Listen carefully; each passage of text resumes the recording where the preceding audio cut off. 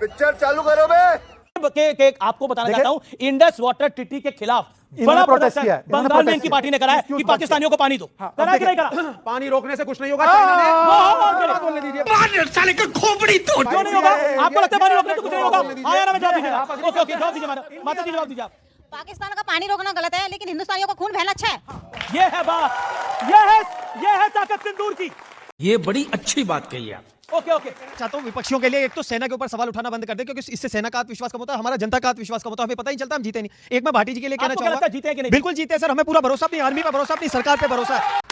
26/11 के बाद उस सरदार का जो डर है डॉक्टर मनमोहन सिंह का, पाकिस्तान की रूह में बैठा हुआ है। सब कुछ नौटंकी नहीं होती। 10 बिल्डिंग खड़ी करो, तोड़वाओ, IMF का लोन डलवाओ, बाबा ट्रंप के चरण स्पर्श करो। और पाकिस्तान ने चाइना को गधे बेच के, सच्चाई बता रहा हूं, पाकिस्तान ने क्या करा? पाकिस्तान ने चाइना को गधे बेच के टाई अप कर लिया साहब। और जब लड़ाई हमसे हुई तो चाइना को बीच में खड़ा कर दिया। करा कि नहीं करा? अच्छा, और यहाँ अच्छा ये देखिए आप जब हाथ दिखाओ देखिए, जब गधों को गाली दोगे तो यही होगा ना, पड़ेगी तो लगती। अच्छा, गधे तो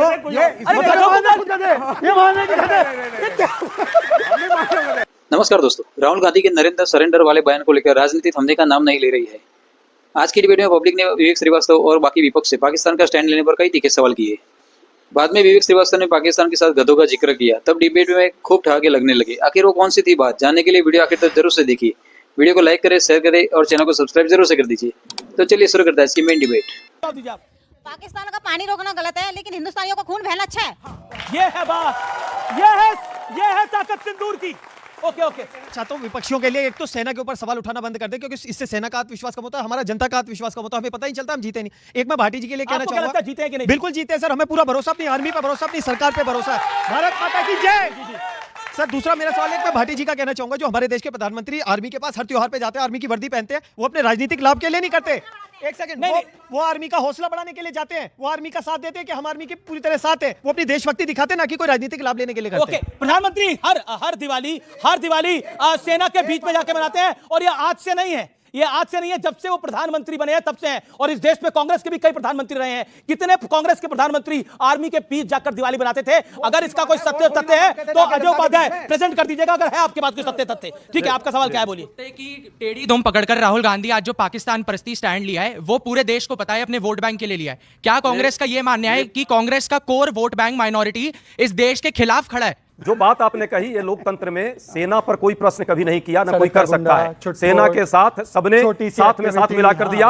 हाँ, मंत्री ने इनका जरूर सेना के बहनों पर वही सोफिया पर प्रश्न लगाया, सबने सुना, आप लोगों ने भी सुना, मुख्यमंत्री ने भी सुना, और सवाल क्या है, फिर आपसे सवाल खड़े होइए आप भी। 26/11 में 166 सिविलियन मरे, 18 पुलिसकर्मी मरे, 26 बाहर के जो फॉरेनर्स आते वो मरे। हमने युद्ध किया, तभी तो युद्ध विराम की स्थिति आई। आपने तो युद्ध ही नहीं किया। 26/11 के बाद क्यों नहीं कुछ करा था? कांग्रेस ने FATF में डलवाया 22 लोगों को। 26/11 के बाद क्या किया था? अच्छा एक बताइए विवेक और राजकुमार भाटी, आप दोनों भी विपक्ष में हैं। 26/11 के बाद क्या कोई मिलिट्री एक्शन हुआ था? देखिए अब क्या हो रहा है मैं आपको बताऊंगा, फिर नाराज हो जाएंगे। 26/11 के बाद मिलिट्री एक्शन हुआ था? मेरी बात बताइए, मैं आपसे दूसरा सवाल पूछ रहा हूं। देखिए पाकिस्तान 10 नई बिल्डिंगें बना रहा है, ऐसा मुझे पता चला, तो ये 10 नई बिल्डिंगें क्यों बना रहा है? आपको कैसे पता चला? मुझे पता चला। अब आप सुनते रहिए। आपको कैसे पता चला? अब ऐसा है, सुन लीजिए। अब हाँ, जयशंकर जी ने बताया, तो मैंने कहा जयशंकर जी आपने मुझे बताया कि 10 नई बिल्डिंगें, फिर पाकिस्तान बना रहा है, वहां जश्न का माहौल है, शायद अफरीदी डांस कर रहे हैं, जुलूस निकल रहे हैं, पाकिस्तानी कह रहे हैं जीत गए। 26/11 आप पाकिस्तानी कह रहे हैं भाई हर 6 महीने के बाद अगर मोदी साहब हम पे हमला करेंगे, 10 बिल्डिंगें तोड़ेंगे, हमें IMF से लोन मिल जाएगा, बजाओ ताली, है ना? और उसके बाद हो जाएगा सीज फायर, पापा ट्रंप बैठे हैं। ये हाल है देश का। 26/11 के बाद 26/11 के बाद उस सरदार का जो डर है डॉक्टर मनमोहन सिंह का, पाकिस्तान की रूह में बैठा हुआ है। सब कुछ नौटंकी नहीं होती। 10 बिल्डिंग खड़ी करो, तोड़वाओ, IMF का लोन डलवाओ, बाबा ट्रंप के चरण स्पर्श करो, और हुआ था। एक मैं कहता हूं सरदार का डर बैठा हुआ है। मैं पूछ रहा हूं आपसे बिल्कुल फैक्चुअल सवाल, क्या 26/11 का मिलिट्री एक्शन हुआ था, आर्मी एक्शन हुआ था? Yes or no? 10 seconds. China ने धमकी दी है, ब्रह्मपुत्र का पानी रोक देगा, नॉर्थ ईस्ट में पानी नहीं जाएगा अगर आपने इंडस वाटर ट्रीटी कैंसिल नहीं खुलने वाली। क्या जवाब? चाइना को बोला अपनी क्या जवाब है? खुलने नहीं वाला, कैसे जाएगा? विवेक राहुल गांधी, क्योंकि जो शब्द राहुल गांधी बोल रहे हैं वो विवादित शब्द हैं, वो गलत शब्द हैं। इससे मुझे नहीं लगता देश के कांग्रेस को छोड़कर कोई कांग्रेस का अलायंस पार्टनर भी एग्री करेंगे। देखिए वो अपनी पार्टी के कार्यक्रम में बोल रहे हैं कि कोई लंगड़ा घोड़ा है, कोई बारात वाला घोड़ा है, कोई डर्बी यानी रेस वाला घोड़ा है। अब बताइए कार्यकर्ताओं में घोड़े खोजे जा रहे हैं। अरे भाई घोड़े की ही बात तो कर रहे हैं, गधों की तो नहीं कर रहे, है ना? अब आप सुनिए। नहीं आपको नहीं बोल दिया, मैं आपको नहीं, किसको बोल दिया? आप सुनिए, शांति शांति शांति। ये बात ऐसी करते हैं। पाकिस्तान एग्जामिन करनी है। सुनिए, पाकिस्तान ने चाइना को गधे बेच के, सच्चाई बता रहा हूँ, पाकिस्तान ने क्या करा? पाकिस्तान ने चाइना को गधे बेच के टाई अप कर लिया साहब। और जब लड़ाई हमसे हुई तो चाइना को बीच में खड़ा कर दिया। करा कि नहीं करा? अच्छा, और यहाँ अच्छा ये देखिए आप जब हाथ दिखाओ देखिए, जब गधों को गाली दोगे तो यही होगा ना, पड़ेगी तो लत्ती। तो ये हम तो कह रहे हैं, ये क्या कर दिया विवेक, ये आप बड़े परिपक्व आदमी हैं, लेकिन ये सेल्फ गोल हो गया है। लेकिन विद ऑल ड्यू रिस्पेक्ट, कोई भी ऐसा नहीं है। With all due respect, Rahul Gandhi कब सीरियस होंगे? राहुल गांधी का बयान और पाकिस्तान के आजम का बयान, जो वहां के प्रधानमंत्री है, सेम रहता है, और हर एक जब भी बवाल आता है तो उन लोगों का सेम। ऐसा क्यों होता है? राहुल गांधी और पाकिस्तान के वजीर आजम की बात कर रहे हैं, बयान एक जैसा हो जाता है। विदेश मंत्री जो भारत के बीजेपी कह रही है पाकिस्तान भारत के विदेश मंत्री का बयान पाकिस्तान के पार्लियामेंट में चला। भारत के विदेश मंत्री का at the time of operation Sindoor जो उन्होंने इंफॉर्मेशन की बात कही, तो ये पाकिस्तान में जो ये डिबेट चला, जो मैसेज गया वहां बयान दिया। ठीक है, ओके शहजाद, इसका छोटा सा जवाब। ये आपको क्यों लगता है कि कांग्रेस या फिर राहुल गांधी की पाकिस्तान परस्ती है? ये गलत नहीं है सोचना। एक सेकंड, जवाब 30 सेकंड। मैं इनके लास्ट पॉइंट से ही शुरू करता हूं। इनसे बड़े हैं ना चिदम्बरम जी कद में। चिदम्बरम जी को यह सवाल पूछा गया कि did the foreign minister intervene and give the Pakistan information? Chidambaram ji ने बोला रिडिक्यूलस है ये। चिदम्बरम जी को भी बोल दो सुपर प्रवक्ता बीजेपी का, और उदित राज के साथ बैठो।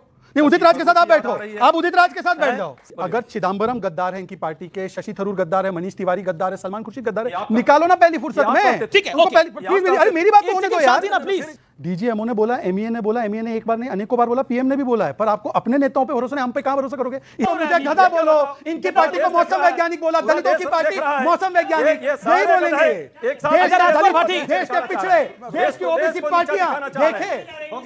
पॉलिटिक्स देश से ऊपर तो नहीं हो सकती। क्या आपको लगता है कि जो सत्ता पक्ष है वो भी देश के ऊपर सियासत कर रहा है, और राहुल गांधी ने जो बयान दिया है वो हाथों हाथ पाकिस्तान उठा रहा है और हेडलाइन चल रहा है, पोस्टर बॉय बन गए वहां? मैं मानता हूं कि कुछ हल्के बयान या कुछ विवादास्पद बातें विपक्ष की तरफ से भी कही गई हैं, लेकिन ये भी ईमानदारी की बात है कि सेना के शौर्य पर और देश की जो विदेश से दूसरे देशों के साथ जो पाकिस्तान से ही होती है हमारी 2-3 बार झड़प हुई है, उस पर बीजेपी राजनीति करने उतर आती है।